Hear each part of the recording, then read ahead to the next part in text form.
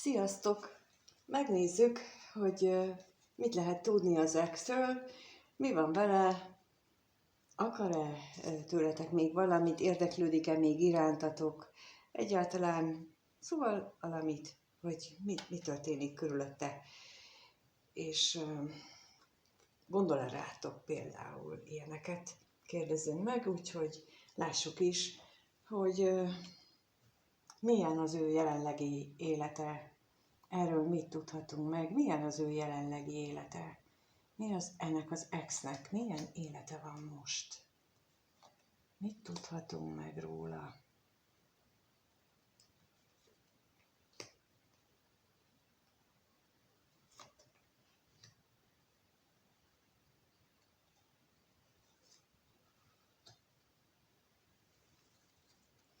Úgy tűnik, hogy újabbnál újabb nehézségekkel találja szembe magát,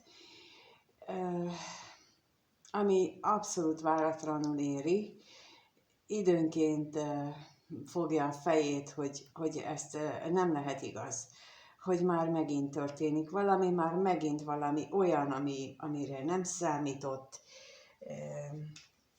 és olyan, mintha ezek a történések arról szólnának, hogy fogja már fel végre, hogy a pénz és az anyagiak, a vagyon az nem minden.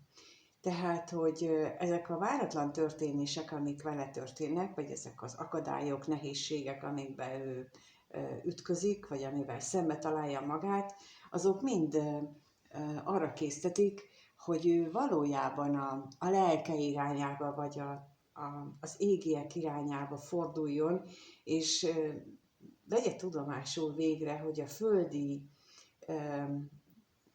megtapasztalások a hit nélkül, vagy a mindenségbe vetett bizalom nélkül, anélkül nem sokat érnek, illetve pillanatok alatt köddé foszlanak, és erre próbálják őt most megtanítani ezek a különböző élethelyzetek. Na de milyen élethelyzetekről van itt szó?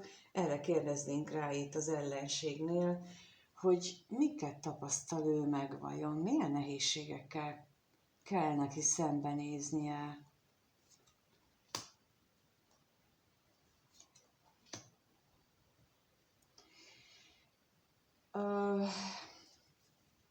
Amennyiben ő most párkapcsolatban van, akkor ott találkozik újra és újra olyan szituációkkal, olyan beszélgetésekkel, olyan mindennapi eseményekkel, vagy mindennapi dolgokkal, amelyeket úgy élnek, hogy nagyon negatívan, nagyon rossz hozzáállással, vagy legalábbis ő benne nagyon rosszul vetülesz ki, vagy nagyon negatívan éli meg. És lehetséges, hogy ennek kapcsán érzékeli akkor azt, hogy vajon megéri-e ezért a vagyonért ezt bevállalni. Na de akkor itt most a tolvajra kérnék szépen, hogy még mit tudhatunk meg erről az ő jelenlegi helyzetéről.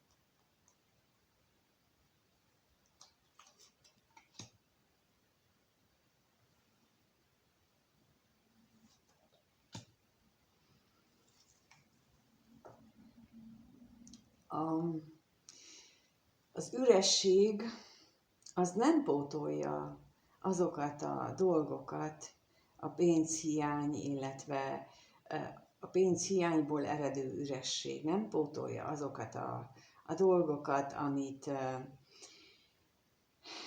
amit ő ajándékként él meg. Lehetséges, hogy például a gyermeket is ajándékként élte meg, de itt most az előbbinél úgy érzékelem, hogy ott is bejön ez a gyermekkel kapcsolatos problémák, és itt is én erre érzek utalást, hogy a esetleg a gyermekekkel való viszonya is eléggé problémás és eléggé nehéz. és elképzelhető, hogy mind a kettő arra irányul, tehát mind a két életterületen a nehézségek, amivel ő szembe találja magát, arra irányul, hogy nézze már meg, hogy, hogy az anyagi síkunk az nem minden, hogy az nem tudja kárpótolni őt dolgokért. De itt kérnék szépen a házra kérnék szépen, hogy arról mit tudhatunk meg, mit jelent itt a ház.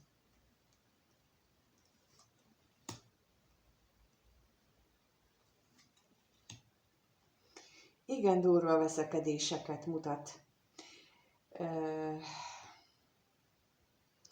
És mint ahogy mondtam, tehát ő neki állandóan generálódik olyan életszituáció, élethelyzet, ahol nehézségeket talál, amiből veszekedés lesz, és ez benne van a párkapcsolatban, ha abban van, de benne van a gyerekekkel való viszonyában is, hogyha olyan van, vagy ha nincsen gyerek, de valami újba akar kezdeni, vagy új gondolata lenne, akkor ezzel kapcsolatosan is állandó falakba ütközik, és akkor ebből mindjárt viták és veszekedések keletkeznek, ami aztán úgy tűnik nekem, hogy elgondolkodtatja azon, hogy tényleg megéri, tényleg ennyi mindent megéri bevállalni azért, mert hogy a megszokott dolgokhoz ragaszkodok, mert hogy ezt szoktam meg, és akkor ennek tényleg így kell lennie? Szóval hát elég nehéz helyzetben van ez az ex, úgy látom, akit ez érint, és megnézzük akkor, hogy veled kapcsolatosan vannak-e még gondolatai, hogyan viszonyul hozzád ez a valaha szeretett személyed, mit gondol rólad? Jó, tehát a nézőről mit gondol ez a régi szerelem? Mit gondol a nézőről ez a régi szerelem? Milyen gondolatai vannak vele összefüggésben? Milyen gondolatai vannak?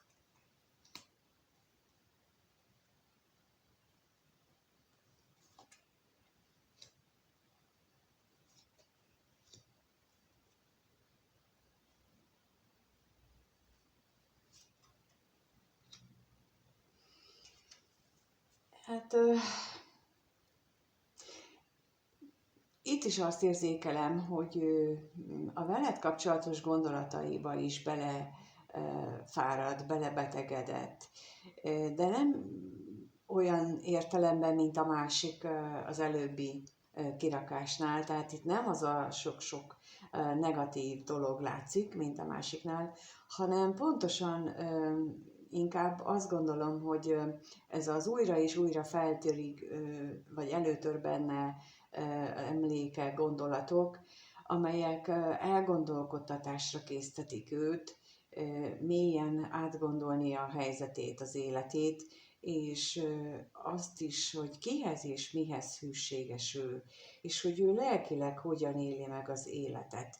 Tehát azt hiszem, és ettől érzi rosszul magát, és nem attól, mert te mondjuk ilyen érzelmeket váltasz ki benne, hanem azt, hogy amire te őt készteted, ez a magába nézés, ennek hatására érzi ő rosszul magát.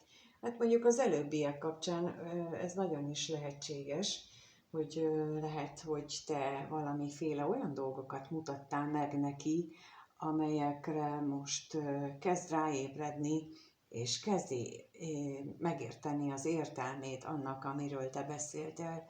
De akkor most a betegségre kérnék szépen, hogy erről mit tudhatunk meg.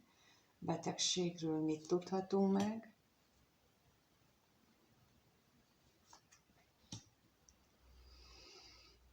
És az özvegy férfira is kérnék szépen, hogy ennek tükrében akkor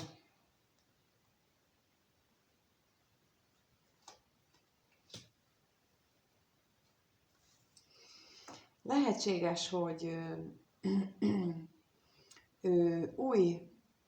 új szakaszon gondolkodik veled kapcsolatban, vagy legalábbis arra gondol, hogy jó lenne, vagy jó lenne-e, tehát kérdésként, jó lenne-e az, hogy veled egy új ciklust indítson el, nem-e okozna ez mondjuk problémát a későbbiekben, illetve hogyan fogadnád mondjuk azt, hogy ő fogta magát és hátat fordított neked, vagy ennek a kettőtök kapcsolatának, és ezen is nagyon sokat gondolkodik, és mint mondtam, tehát neki a belső gondolataiban, a legmélyebb gondolataiban nagyon is az jár, hogy a hűség és a mély lelki elköteleződésről vallott nézetei,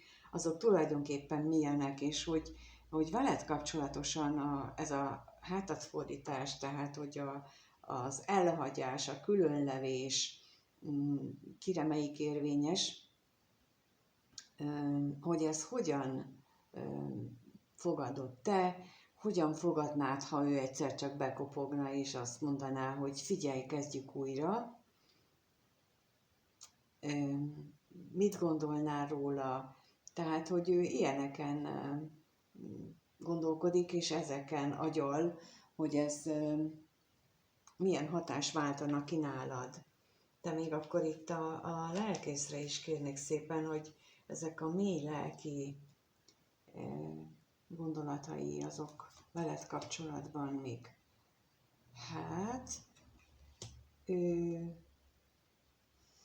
gondolhatja azt, hogy te nagyon rosszul éled meg a kettőtök kapcsolatának hiányát, vagy lehetséges, hogy olyan gondolatai is vannak, hogy neked egy párkapcsolattal összefüggésben olyan elvárásaid lehetnek, ami őt szomorítja el.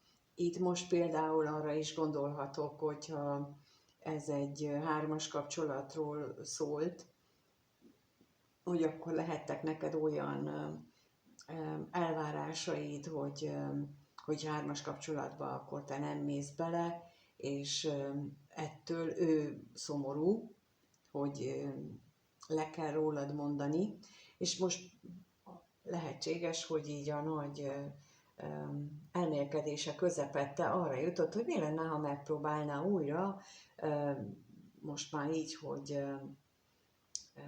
távol voltatok egymástól egy kicsit, akkor hát, ha meggondolod magad. Szóval ez a verzió is érkezik most, hogy lehetséges, hogy egy ilyen kifárasztás után, ahogy horgászatban szoktuk mondani, egy kifárasztás után talán már beadod a derekad, és akkor hajlandó leszel vele újra kapcsolódni. Na de megnézzük, hogy egyébként érzelmileg hogyan áll hozzád ez a valaha szeretett személyed, ez a régi szerelmed. Hogyan áll? Mit érez ez a régi szerelem a néző iránt? Hogyan érez iránta? Milyen érzései vannak? Hogyan érez iránta? Erre kérnénk szépen.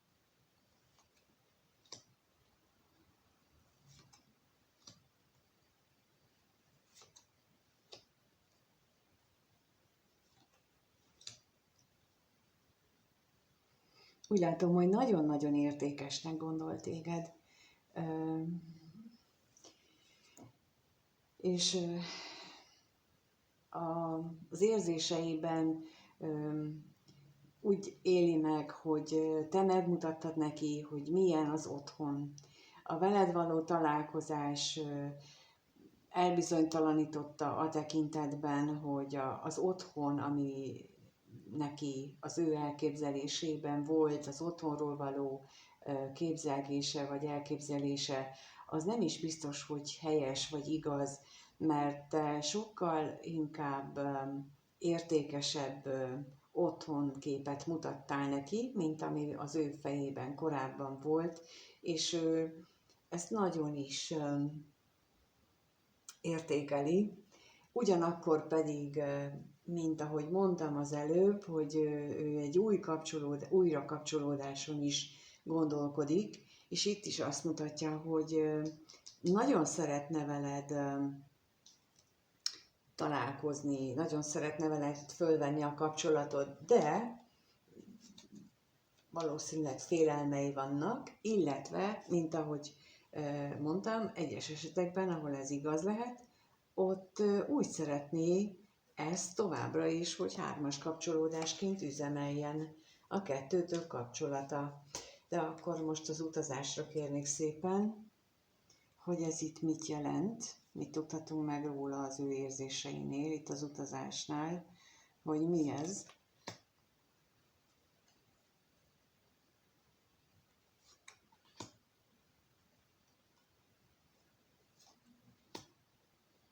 Egyes esetekben jelentheti azt, hogy azon gondolkodik, hogy csak úgy hirtelen feltűnik, és akkor ott terem, mindenféle előzetes bejelentkezés nélkül, vagy pedig derültékből bejelentkezik, hogy hó, akkor jönnék, mit szólsz hozzá. Tehát ilyen is lehetséges, ilyen is elképzelhető, legalábbis az ő fantáziájában ezek a gondolatok benne lehetnek bőséggel, és akkor a látogatásra kérnék szépen még, hogy mit tudhatunk meg ezzel kapcsolatban.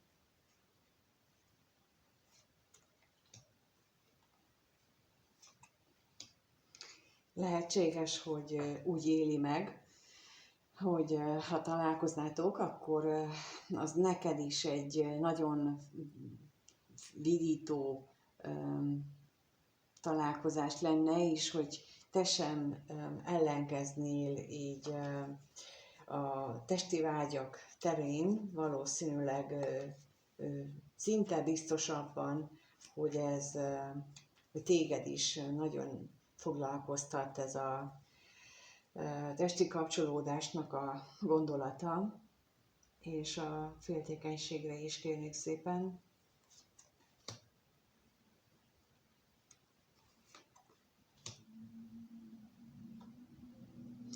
Bizony, itt viszont az mutatkozik meg, amit mondtam, hogy azért vannak benne bizonytalanságok vele, vagy igen, veled összefüggésben, mert bár ezekről nagyon is jól el tud fantáziálgatni, nagyon is el tudja képzelni mindezt, hogy egyszerűen csak betoppan hozzád, beszél arról, hogy de jó lenne olyan módon újra együtt lenni, de azért ott van benne a kétség, hogy vajon ezt te hogyan fogadnád, hogy esetleg kidobnád az ajtón, ablakon, mindenhonnan, ahol próbálkozik, és hoppon maradna, vagy hogyan csinálja ezt, hogy mégse így járjon, hanem eredményre jusson. De itt még mindig azt látom, hogy abban az esetben, ahol 3-as kapcsolódásról van szó, hogy ő nem egy irányodba való döntést követően szeretne hozzád közeledni, hanem fenntartva ezt a régi kapcsolatot, vagyis hát ezt a régi formáját a kapcsolatotoknak, és hát ezen érdemes elgondolkodni. Ugyan itt ez sem itt az érzéseknél, sem a gondolatainál nem az jelent meg, hogy mélységesen, mély szerelemmel kötődik hozzád, viszont itt az, hogy te egy valóságos kincs vagy a számára, a te valódi értékedre való rádöbbenés, az igenis fontos elem az ő érzéseiben. A kérdés már csak az, hogy te ezzel megelégszel-e, vagy pedig, hogy az ő számára te ilyen kincs vagy pedig elvárod tőle azt, hogy ő ezt bizonyítsa is, és hogy érzései is legyenek, és hogy tetteiben is megnyilvánuljon az, hogy te ennyire fontos vagy a számára. Hát ez már csak rajtad múlik, úgyhogy meg is látjuk azt, hogy ő fog elérni feléd mondjuk a következő 1-2 hétben, Tehát ez a régi szerelem, most az a kérdésünk akkor, hogy ez a régi szerelem a néző felé milyen lépéseket fog tenni a következő 1-2 hetes idő tartamban, vagy idő alatt. Fog-e egyáltalán, és ha igen, akkor milyen lépéseket fog tenni felé, fog-e közeledni, fog-e beszélni vele, bármit, mire számíthat a néző vele összefüggésben, ez a kérdés tulajdonképpen.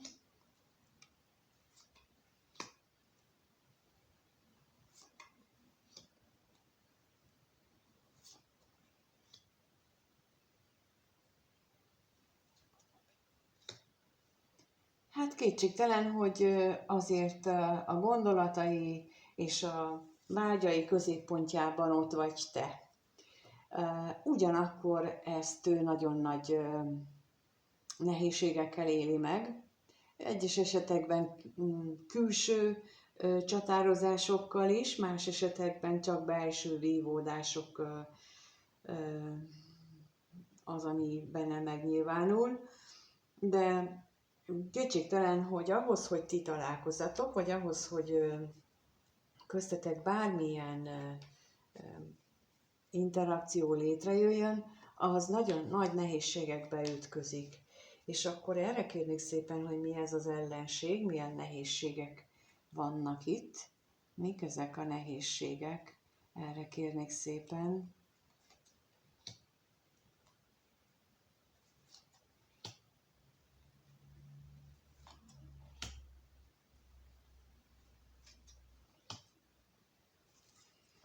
Elképzelhető, hogy nehézség és belső vívódásainak egyik témája az érzései, illetve annak a felismerése, hogy ő neki vannak érzései, de ezzel nem tud mit kezdeni.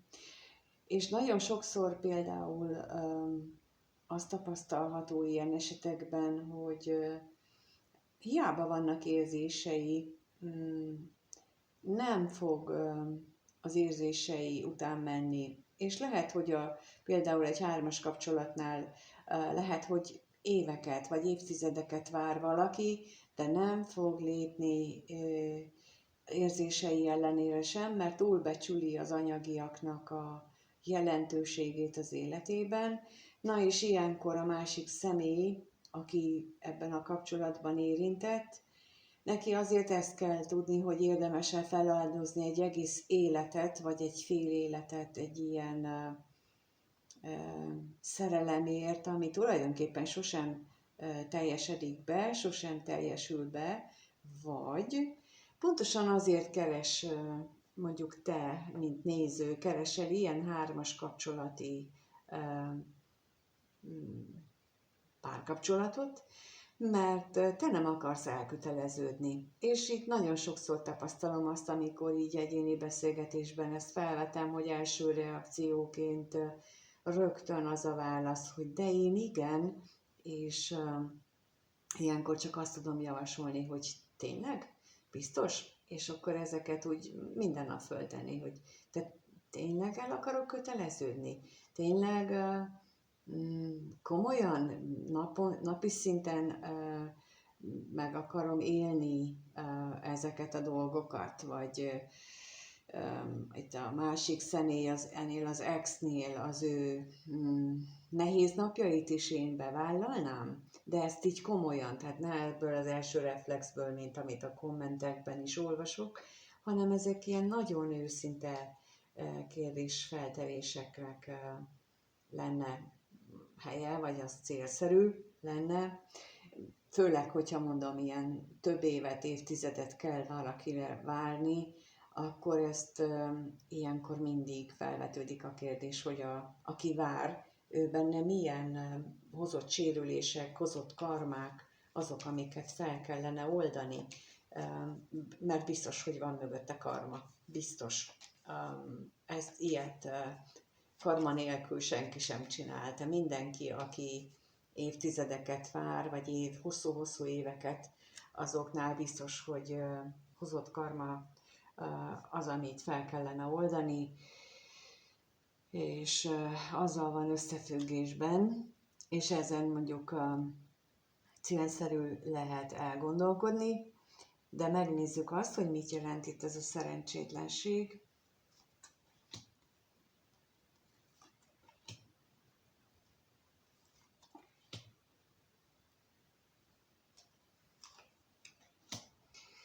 Hát bármit is él meg, bárhogyan is van, újra és újra felerősödik benne a vágy, az irántad való vágyakozás, és ez leginkább testi vágy is, vagy úgy nyilvánul meg nála. De mégis arra fókuszál, hogy majd az élet kisegíti. Lehetséges, hogy ő egy olyan típusú ember, akinek általában az élet oldja meg a dolgait, mert ő nem vállalja fel a felelősséget a döntéseiért, vagy döntésekért, hogy ő döntsön, és amikor így az élet megoldja, akkor azzal meg mondjuk nincs megelégedve, és akkor ott megreklamál.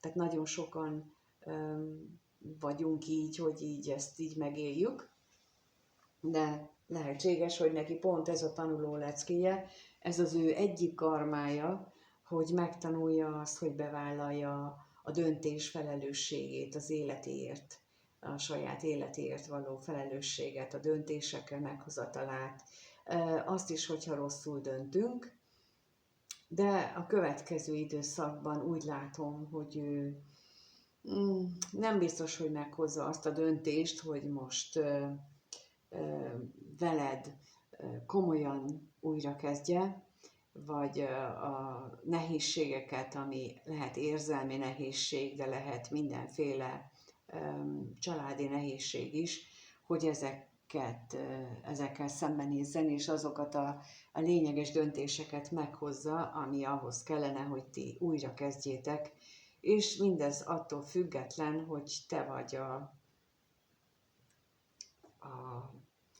gondolatainak, az életének a középpontjában, mert az egyértelmű, vagy te leszel az életének a középpontjában, ez egyértelmű, de hogy ő ezért mit hajlandó megtenni, hát ez mindenkinél egyénileg változik, hogyha erre vagy kíváncsi, akkor megnézhetjük a te esetedet, hogy nálad mire hajlandó a személyed, hogyan hajlandó változtatni az életén, hajlandó egyáltalán változtatni, vagy ő is csak ebben a stádiumában van még, ahol a sorstól várja a jó szerencsét, mondjuk így.